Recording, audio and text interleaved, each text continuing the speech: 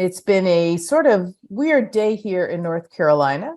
I'm Debra Hamilton. I'm the host of the MAAP community, navigating the journey your pet takes when you can't care for it. So I'm so glad all of you are here. Welcome back, Alina. Welcome, Dee Dee. Welcome, Holly. Welcome, Sally. Welcome, Susan. I'm so glad all of you are here. We're going to talk tonight about, first of all, about the MAAP plan. We're going to check in with everyone. See what brought you here and see which animals you have. And I try to remember everybody's name, so it'll be fun. But tonight, to start, I wanted to let you know that we will not be having a MAAP call next Wednesday because everyone is crazy the Wednesday before Thanksgiving. I am crazy the Wednesday before Thanksgiving. So I thought, well, if I'm crazy, so is everybody else. So we're going to wait and have our next MAAP call the following Wednesday, which will be the 30th. So we'll have our next MAAP call the 30th. So bring your friends. So tonight, I'm going to check in with everyone, see what everybody's up to. And then I'll talk about what the MAAP plan has meant to you, because I know that Susan and Sally and Kaylina have been here before. So I wanted to check in. And then I wanted to let everyone know what MAAP stands for and why we come here as a community, because it's really difficult to think about where your pet's going to go if something happens to you. I'll talk briefly about why I created this program, and then what we do as a community together to keep each other on the right path, answering questions all the time, and making sure that our pets are cared for long-term, short-term. So I'm Debra Hamilton, and the MAAP community has been online for, well, it was started in 2014, but then really took off in 2020 with everyone suffering with COVID. We were all in our houses, and it was difficult to get to the vet. It was difficult if you got sick, who was going to care for your pet.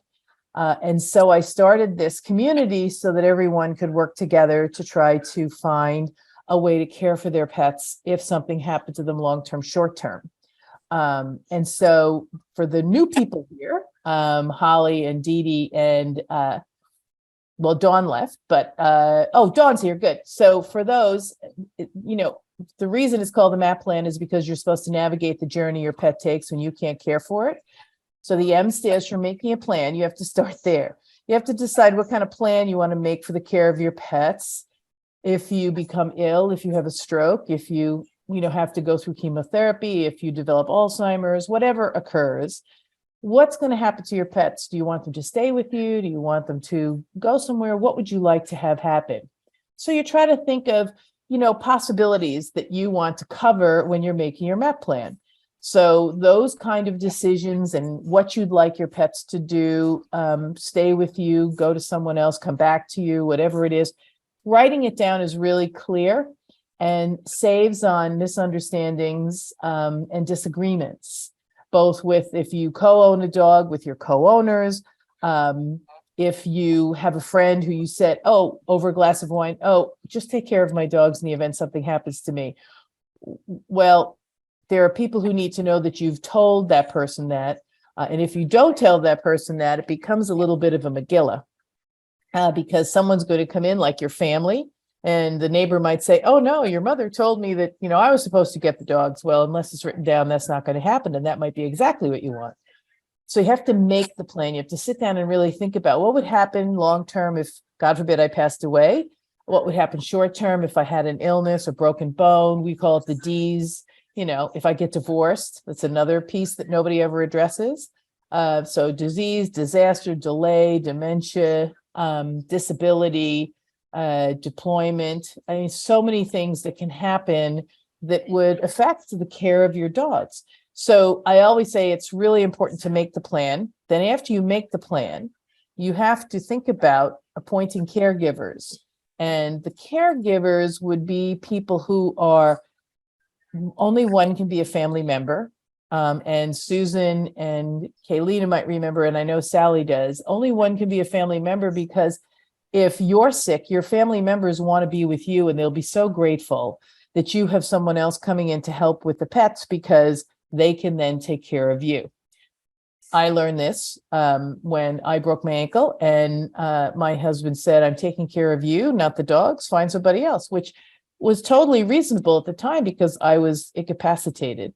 Then I realized that this MAAP plan was really terrific when my husband broke his shoulder, because I had somebody as backup to care for the dogs while I was caring for my husband. So that's why I always think only one family member, and then two people who would come in and help you care for your pets in the event something happens, short-term or long-term.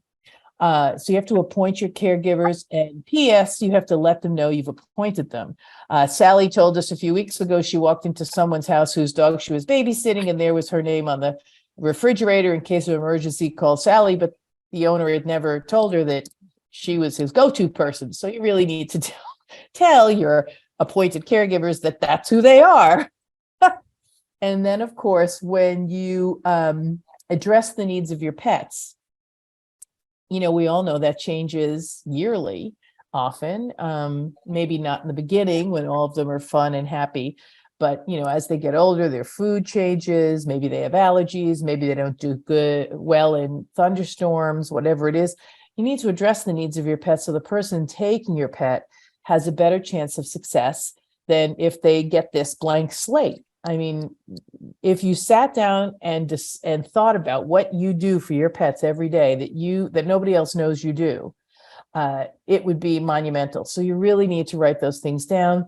Not that everyone has to do exactly what it is that you do, but at least they know what the dogs are used to. And so they can transition them away or they can change it, but you at least know what the dogs are used to, so you can accommodate the dogs. And then finally, the P stands for, so it's M, make a plan, A, appoint caregivers, A, address the needs of your pet, and then P stands for publishing. And, that means you have to write it down. I know it sucks, but we give out templates at workshops. So if you don't do it yourself, it's fine. If you want to join us at a workshop coming up in the wintertime, we will be happy to help you. You have to write it down. You have to tell the people who you're writing down as your caregivers. You have to tell your family. I just had a colleague call and say, listen, I put in my contract that the dog is returned to me if, the person can't care for the dog. And the daughter said, well, she's dead, so we're keeping the dog. So this is something that the mother did not transmit to the children, that in the event something happened to her, she wanted to return the dog to the breeder. Well, that didn't happen because she never wrote it down. And even though it was in the contract, they're not subject to the contract. So it really is important to write everything down that you want to have happen. And you need to publish it with your family. You need to publish it with your attorney. And you need to publish it with your veterinarian and the caregivers. So those are 4 people you need to publish it with. It's interesting because most attorneys will not tell you that the information you put in your will regarding the care of your pets only comes to fruition if you're dead. So this program used to be called I'm Not Dead Yet, to emphasize the fact that if you're not dead and all the plans for your pets are in your will, they won't come to fruition. So that's why I have the MAAP plan. It sits outside your will. It's referred to in all of your testamentary documentation in your living will, so that you can change it as you get new dogs or your dog's needs change, and you don't have to change your will or your pet trust. So that's the MAAP plan in a nutshell. So I'm going to check in with everybody. I'll start with Sally and Susan and Kaylina, since they're regulars, so you all know what we do 5 or 10 minutes in. So Sally, how are the girls? I know you just got home. We just got home. Is my audio okay? Yep, perfect. Well, you talk about long-term, short-term, very short-term. I was cooking the dogs dinner and I went outside to attend to something. I came back and the door had locked itself and the code didn't work and I couldn't get in. And I was looking in the window and there are the dogs and there's their dinner cooking on the stove. Fortunately, it was still warm. It was not as cold as it is. I went around to the back door. I go, how am I going to get into the house? I didn't want to break the windows. So I went to the gardening shed I got a gardening tool, cut the screen on the back door, and went into the back door to turn the stove off. And you have to think ahead. I mean, I went out for a split second, and we have a gas stove. The stove's going. The dogs are looking at me out the window and out the screen in the back door like, what are you doing out there? Our dinner's cooking. So really, I mean, in a nanosecond, something can happen. Yep. But we're all great. Everyone survived. Dinner was terrific. Oh, good, because I know it's very important that the girls get a good meal. So Sally has Athena and Roxy. Susan, how is our girl Maggie? Is she behaving? You're muted. I'm sorry to say she's not really behaving. The other night, she got a hold of a jar of shea butter. Oh, nice. And she ate almost the whole jar. And, Didn't even get sick, I'm sure. She did not get sick. Of course. But thank God it was organic shea butter. So of course. That makes a big difference on a jar. So that everyone knows, Maggie is a little bit of a naughty. You say it because I can't say it. It's a Catan. So Catan de Tulier, which is a port city in Madagascar, right? Which is off the coast of Africa. So maybe that's why she likes shea butter. Shea butter. Absolutely. I'm sure that is an inherited thing, but she's okay. And you're out of shea butter now. Exactly. I have to get another jar of shea butter. She is naughty. Well, let me check in with Kalina. Kalina, how are you doing? Can you, oh, good. I am doing well. How is everyone? Very good. And your puppies are doing well. Kalina has a litter of beagle puppies that sometimes she shares their puppy breath with us. Yes, they're doing well. They're at the little devil stage. They're trying to chew everything and chew your nose and chew your ears and pull your hair and bite each other and rip each other apart. But they're cute. They're good. Oh, good. Wonderful. I'm so glad you're here. Dawn. So Dawn Secord is a colleague of mine on the board of directors of the Irish Setter Club of America. She's also a phenomenal author as well as an artist. So how are the girls? Can you hear me? Yep. Everybody's fine. We just got back from traveling with them, and Faith was our 12-and-a-half-year-old. She did well until she saw the brush, and then she ran from me, and we were in a trailer, so she couldn't get very far, but that's pretty funny. But everybody's well, no complaints. So Dawn has two Irish setters, right? Yes. Blaine and Faith. Correct. Yes. Correct. Yep. Absolutely. And we went to the dog show, and the younger one did really well, and the older one enjoyed being in the trailer, not having to go into the hall. Yeah. So, and we took our cockatiel with us, which was interesting. And cockatiels last a long time too, so you have to make a plan for the cockatiel as well. They do, and Rich and I are driving home, and we're listening to your talk about having pet care notes, and we're in the midst of redoing our living trust with an attorney here in Texas, transferring it from a California document to a Texas document. And we had that documentation as a supplemental note in with the trust that said to call my brother if something happened to my pets. And so now that we're in Texas, my brother's asking me, so who do you call if something happens to your pets? And I said, well, you. Everybody knows to call you. So clearly my brother is not a great source now that I find that out. So everything you're saying really hit home. Well, good. I'm glad. Yeah, it's really important to check in. I mean, when you appoint caregivers, not only is it great that they say yes and raise their hand, but then every year you have to talk to them because sometimes they move into, 30-pound dog living situations, townhouses, whatever, and you forget that they were the people who are taking your 3 Irish setters, right? And your cockatiel. So that could be difficult. And cats, right, Mr. Right. We had 3 cats and 10 chickens and a rooster. Yeah. So we had thought, and you may let us know if this is a doable thing, is that we wanted to have a financial amount set aside for the care of each pet if something were to happen to both of us. And we wanted the executor to distribute the funds annually so that, let's say we're going to leave $10,000 a pet, $1,000 a year, unless there's something major where they need more. Is that something an executor, it's fair to ask the executor to handle annual disbursements rather than a bulk disbursement? Absolutely. If in fact, because it's either the longest lived dog in the world or the shortest lived dog in the world. So you want to make sure that the person who's going to disperse the funds, you have a conversation with them. And of course, that conversation includes the caregiver. So would you like me to pay you monthly? Would you like me to pay you in a lump sum at the end of the year? For all of your expenses, you just hand in your expenses. It depends on what they need. And so you really want to work with them because they're doing you a huge favor, especially if it's short term. You, God forbid, break a leg or going through, some sort of some family member is injured or you're injured or sick. You want to make sure that, you're reimbursing the person who's taking care of your pets if they need to be reimbursed.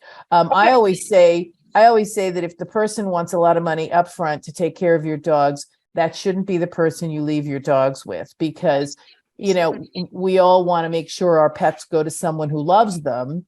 And, we want to supplement the care. We want to leave them some money, but it shouldn't be that they're taking the dog because they're going to get our house. I mean, that's a little tough, because then the dog, especially a red dog, an all red dog or an all black dog or an all white dog, that dog is going to live forever. You are never going to have that dog. That's going to be the longest lived Bichon Frise or Catan that ever walked the face of the earth. So you really want to make sure that the people you leave your dogs with are people just like you who, are going to abide by all the rules and regulations and discussion that you have with them. What we don't do is we don't have a lot of discussion with people and say, listen, for the cockatiel, I'd like him to be treated like this for the rest of his life. If he becomes ill, this is what I would do. And so I would love for you to do that. If you can save him, great. If you can't, then I don't want him to live a terrible life or whatever. You just have to really articulate and put in writing as much as you can what it is you want them to do. So if you have an executor or you have a trustee who's going to pay the people who are caring for your pets short-term, long-term, you just have to say to them, listen, we'd have to decide what it is we do. And in Texas, the attorney will probably give you what is normally done. And you can do it that way, or you can do it whatever way you want. It's just that make sure you communicate with the caregiver and the trustee how you want the funds to be dispersed, because it's hard sometimes for people to get a lump sum at the end of the year because they might not be able to afford everything. And it's not that they're poor, it's just that they really need more of a regular payment. So that would be something to consider when you're thinking about making sure. Yeah, that was a great question from Dawn. Absolutely. I'm so glad she's here. So this was really super, but make sure that if you're going to do it, you talk to the people who are going to be receiving funds, as well as your attorney on what's typical in Texas, and then decide among yourselves what would be the best way to move forward, because it really makes a big difference. I'm so glad you asked that question. Thanks. Dee Dee, please introduce yourself and let me know what kind of dogs you have.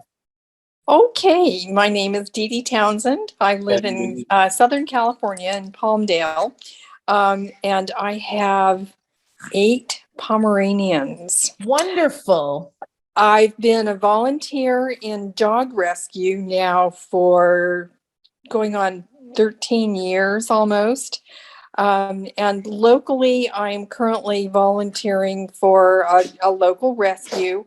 So the trustees that I'm thinking, the caretakers that I'm thinking about appointing for this pet trust are the operator of the rescue, her daughter-in-law, who is also a volunteer for the rescue. So we do have resources available for rehoming the dogs in the event of the worst case scenario.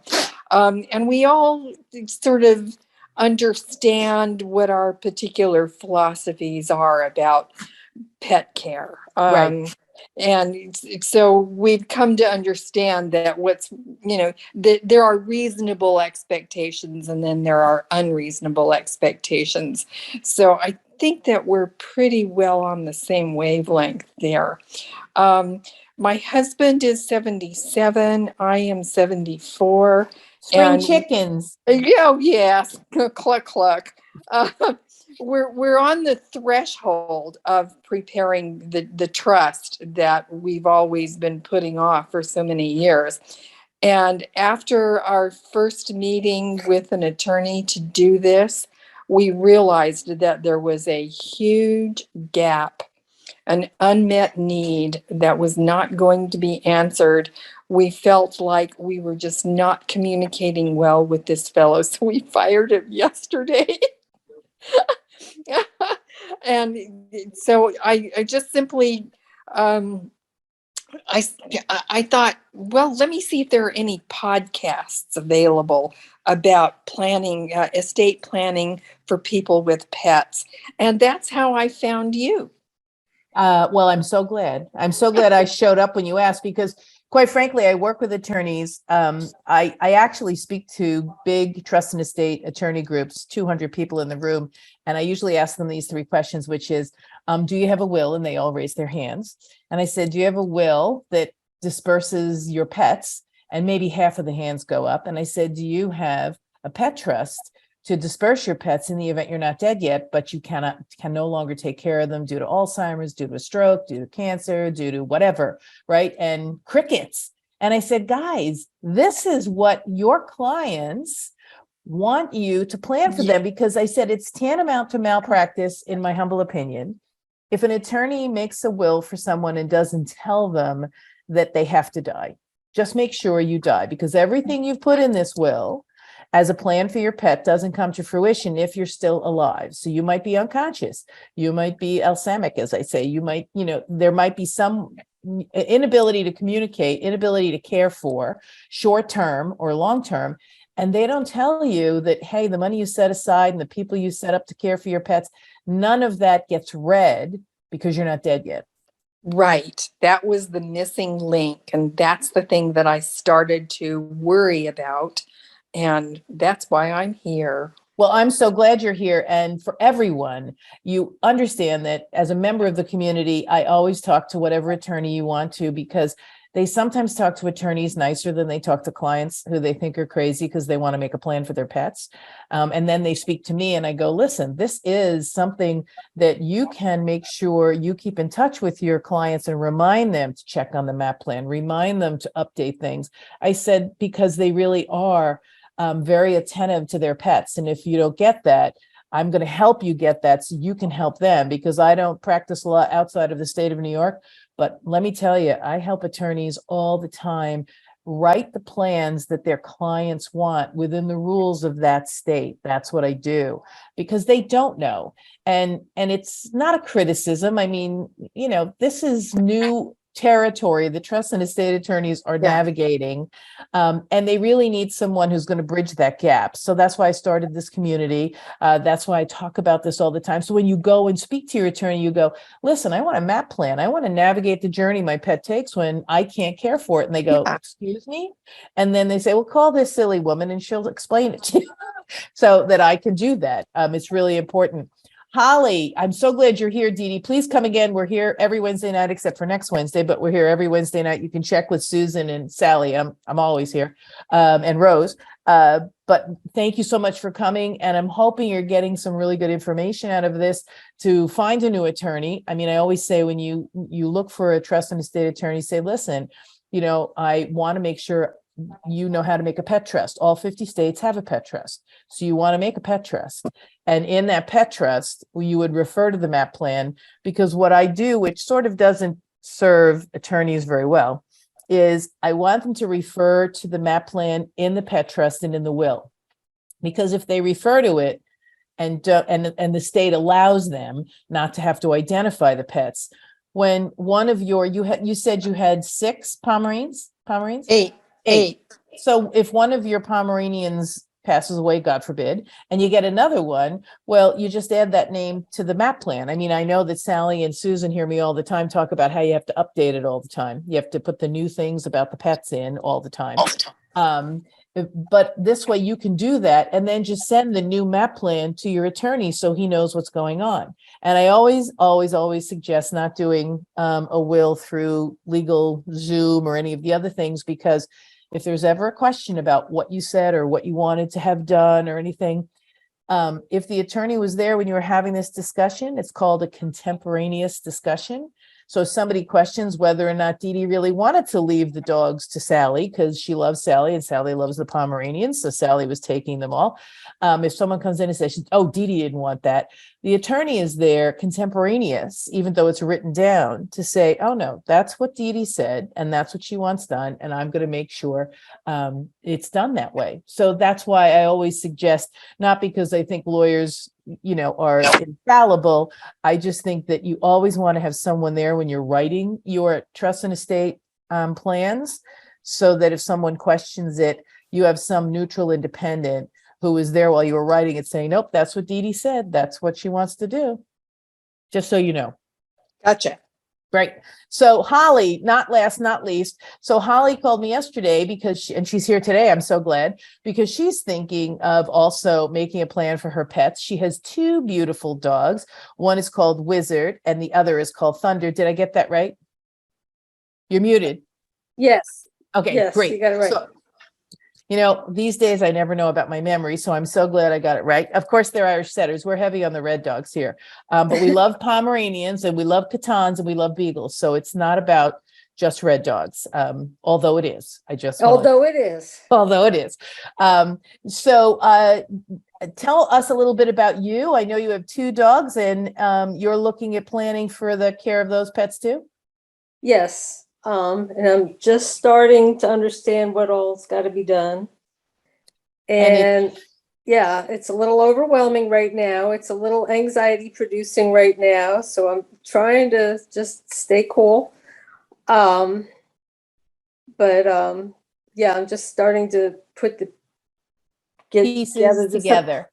Yeah, I don't know how to find a trust and estate attorney. The attorney that I've been using, I don't think they're into it. So Well, you never know. You never know. If they come highly recommended to be a trust and estate attorney, you can always have them pick up the phone and call me, and I'll help them understand. I don't think they're trust and estate attorneys. I think oh, well, then no. Yeah. Yeah. So I've got to do another search for one.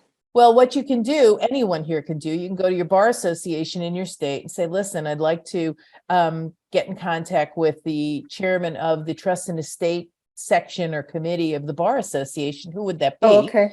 And so it'd say, oh, Debra Hamilton's the chairman of the trust and estate. Here's her number, and you can get in touch with them and they'll let you know who you could see in your area, who might be someone who you'd get in touch with.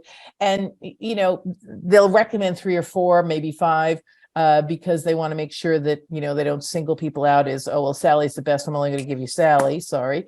So it really is something that's important to do. So you call your bar association. So you call the North Carolina Bar Association, the Connecticut Bar Association, the Virginia Bar Association, California Bar Association. Kaylina, I think you're in New York now. So that's the New York. Dawn's in Texas. So you call the bar association and ask for the trust and estate section chair, and then you get their email and you write them and say, hi, I want to write a trust, and I want to write a trust that contains provisions for my dog. Who would you suggest would be the best attorney in the, Dallas area, in the Pomona area, in the, New Milford area to handle this? And they'll let you know, because that way you find somebody who's going to really help you. Sometimes I find that smaller trust and estate attorneys are more amenable to this than the big guys. I actually gave this talk at Morrison, I forget the other guy's name. It was a big law firm in Manhattan. And all they wanted to know was, well, how much should they leave for the care of the pet? And they said, you have missed the entire discussion. You have completely missed the entire discussion. It's not about how much they should leave for the pet over 10 years and the amortized, blah, blah, blah. It's about how to care for the pet, because the people really want to know that the pet's going to be cared for by certain people that they want to put in. So that's, oh, look, it's Missy and she's not biting you. That's so great. I'm so happy, Susan. Trying to get her to stop barking and banging on the door. So, Oh, good. Well, yeah. good. She's very cute. So I'm so glad Holly and Dee Dee are here. Tonight we're going to talk about, and I hope you don't mind, and Dawn is here. Hope you don't mind. I was going to talk with Sally and Susan about the things they've done so far, and what gives them peace of mind. Because I know, like Holly said, which is completely true, when I speak to people, it's sort of a fire hose. And they run with their hair on fire because they're like, holy Toledo, there's a lot here that I didn't even consider. But Sally, you've been through this. And so you really are in tune with what the next steps are and how to find caregivers and all the rest of that. Well, in my case, I travel a lot and my husband travels a lot. And, we've all been through COVID and we don't know what's going to happen, if we'll be fortunate or not fortunate. And what I've discovered is every time we travel, there's slight changes in the plans. I always contact the 3 people and I have a dog sitter, but I may call my very, very best person. And they say, I'm sorry, I'm swamped. I simply can't help you at this time. So you do have to constantly communicate and let people know. And I think also if you let neighbors know who are not on the list, who are not going to be caregivers. I was just traveling last week and I got a text from a neighbor and he said, I went over and knocked on the door. I told your dog sitter, you have 2 coyotes that have been coming to your yard. And I have 2 older dogs, which are never let outside if they're not on lead, but no one else would have known except we have a nosy neighbor. So that was terrific that he knew that we were traveling. So I think it's clear communication. As Debra stated at the very beginning of the talk, I walked into my neighbor's house. He was in the hospital and there on his refrigerator was a note that said, if something should happen to me in the hospital, Sally will take my dog. And I love the dog, but it's a dog that has cancer and is very, very sick. And, that could be a huge expense. So it's clear communication, for illness, for if one of your caregivers can't help you, you have to have at least 2 other caregivers because one could be working, one could be sick, one could be cooking Thanksgiving dinner. So it's all communication. And I keep a list that I leave for my dog sitter with all the caregivers, but it changes almost every time I travel because someone can't be on the list for one reason or another. They're at a seminar, they're traveling, they're visiting their children. So you have to, or one of my pets needs change, medication changes or food changes, or the pet gets an allergy. So I have a set letter, but I am always altering it for that particular time. It sounds like a lot of work. It's not that tough. Once you get it done, right? Once you get it done, you get it done. Yeah. Yep. Once you get it done, it's not so bad. And I'm so glad you said that because for Dee Dee and Dawn and Holly, I know Holly hopefully did it last night, but when you get home, everyone knows my mission. And Kayleen, I hope you've done it. I'll be checking in to see if you have. On your refrigerator or on the window or something, you're going to put a note that says, in the case of an emergency, do not remove my pets from this house. Call this person, this person, this person, and they will come and take care of my pets. So you want to have 3 people, 3 telephone numbers. I know it's hard, but trust me, we'll help you find them. And as Sally said, you want the nosy neighbors to know too, because the nosy neighbors have to know that, they're not going to necessarily be taking care of the dogs, but they're going to stop animal care and control from taking your dogs out of your house, because you don't want animal care and control to take your dogs out of your house. You want the dogs to stay in the house until caregiver A, B, or C comes to get them, because those are the people you trust to care for your pets. I can tell you that during COVID, there were pets that were taken out of homes because they were left alone. You went in because you had a cough and your oxygen level was 0. So they put you on a ventilator and they were calling you to see, what are you going to do with your pets? and you weren't answering the phone because you were on a ventilator. Well, a lot of those pets were sent to animal care and control. They stay for 5 to 7 days, depending on what your, town or state limit is. And then they're given to a shelter or a rescue. And if they're adopted, there are very, very smart attorneys who have made impenetrable contracts for rescues, so that if rescue gets the dog from animal care and control because the owner was not reachable, didn't, do anything, didn't say, no, don't get rid of my dog. Those dogs are adopted, you can't get those dogs back because the people who are adopting them in good faith. And so there's this contract that is impenetrable. I don't care how much money you spend, you are not getting that dog back. So I always say you need the nosy neighbor with the piece of paper that's, also on the window that says, in the case of an emergency, call A, B, and C, because you want to make sure that EMTs, animal care and control, do not have to look for that information. You want to make it totally accessible in an easy place. Now, if you're not like me, who doesn't care that there are names and numbers up on the wall and it's not very decorative, you can always put something on the window of your door or on your, it should be in 2 or 3 places in case they enter from 2 or 3 different doors, that just says, in case of an emergency, directions for what to do with the dogs are in the yellow folder next to the refrigerator or next to the oven. But it has to be something easy. So tonight, all 3 of you, because I think Helena has already done it, and Susan's probably done it, and Sally's, I know, done it. Tonight, when you get home, make sure you put that up. So for you, Dee Dee, it would say the people at the shelter or at the rescue would be the 3 people to be called if, God forbid, something happened. You'd have to put their numbers there because you don't want the dogs to go to animal care and control. And then you have to give a letter to the people who are on that list that says, in case of an emergency, Sally is able to get my dogs in case animal care and control take them. Sally's able to take my dogs. Susan's able to take my dogs. And Holly's able to take my dogs, because you want them to be able to get them out. So I know this is a lot of information. Tonight, I'm going to ask if I could, we're going to take some cuts and pastes of comments. So if any of you feel game before we hang up, because it's already 7:08 and this half hour always runs by, if you could give me one thing that's the most important to you and then allow me to put it up so other people can find me, like Dee Dee, I would greatly appreciate it. So if you feel comfortable doing that, like what coming here has meant to you, that'd be great. I'm going to start with Sally because I know she will, because she's been my friend for 20 years, so I know she will. So what does it mean to come to the MAAP community every week, Sally? For me, each week I find one little gem that about caring for my dog and clear communication that I may have forgotten or skipped from another meeting. And so it's just very important. Clear communication is the most important thing to me, and letting all the caregivers know every single time I'm traveling. So that's the most important thing to me. Perfect. Thank you. Susan, how about you?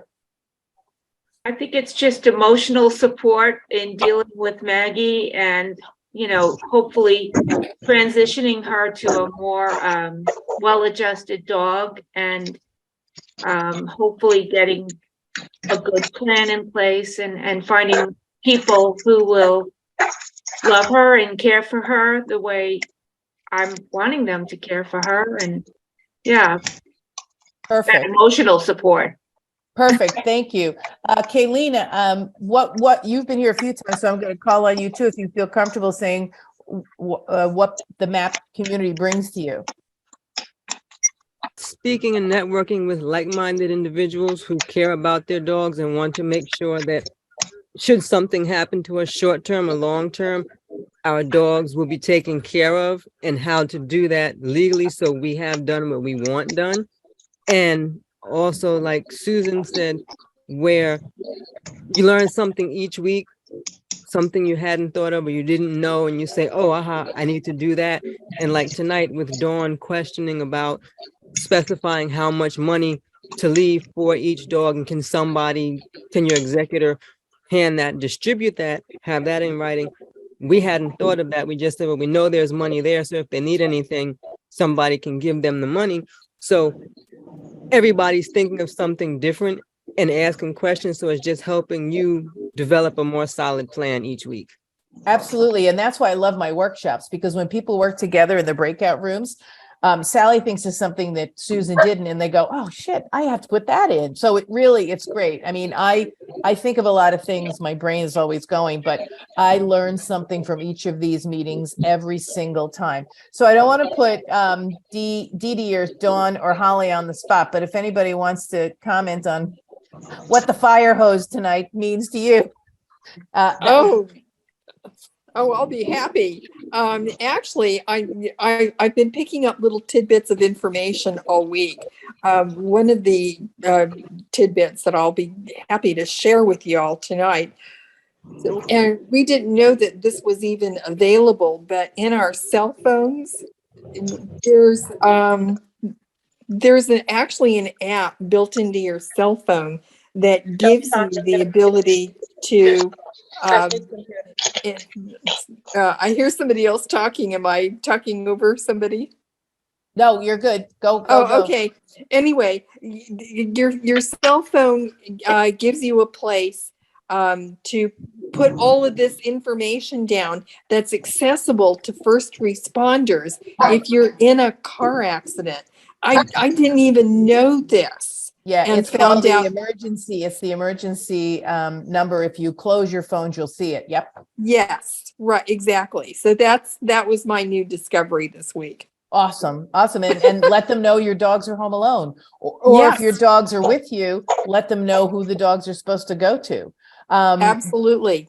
Perfect. Thank you, Dee Dee. Dawn, anything, or you're overwhelmed right now? Sure. I think your group here and your pet care information and legal information is imperative for all pet owners to have an additional resource for answers and questions to be discussed that would have never been considered. So I think it's an invaluable resource to pet owners on multiple levels. Well, thank you. Thank you so much. And Holly, any comment? Is she still there? She is. Yeah, I'm still here. Oh, there. I'm just absorbing all this, and my brain is just going like crazy. So I'm so thrilled you said that, because that is exactly how everyone feels when they first get here. And I know it's a lot to absorb the first time, but please feel free to come back, because it gets easier, right, Sally? It gets easier once you hear me talk about this, that, oh my God, it is doable. Oh my God. Once I get through the paperwork, it's good. And, you know, if you have an attorney who needs some assistance, I am happy to speak to them. That's what I do. So I'm so glad all of you are here. I want to say good night to the Miss Maggie, who I saw for the first time in over a year and a half. So I'm so glad I saw Maggie. I didn't think she really existed. So I'm glad I saw Maggie.